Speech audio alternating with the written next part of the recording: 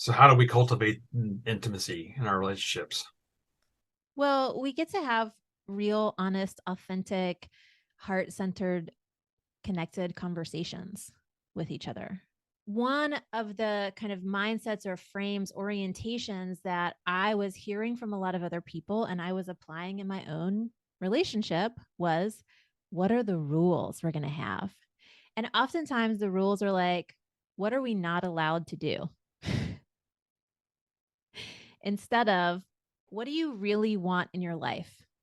What would be a 10 out of 10 relationship for you? What's the best possible scenario for you, for me, for our life together?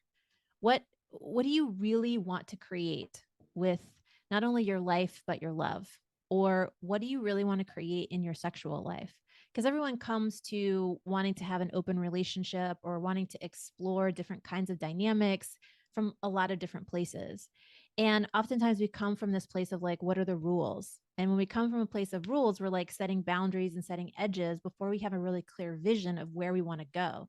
So those boundaries and those edges become like walls or prisons or, just like entrapment rather than a, you know, a bumper that helps us stay in the lane because we know where the lane is going.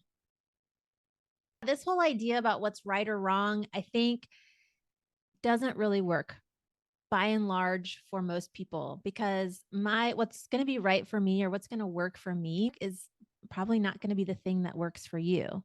And if we just happen to have overlap, well, that's really great. But the rules of like right or wrong, I don't think it's really valuable. I think it like locks people into I have to do it a certain way rather than, again, what's my vision? What do I really want? What would be the best possible experience that I can create with this one precious life that I have, right? Like what is the kind of relationship, what's the kind of dynamic, what is the kind of love life I can create for myself that's going to have the most amount of win with the least amount of loss?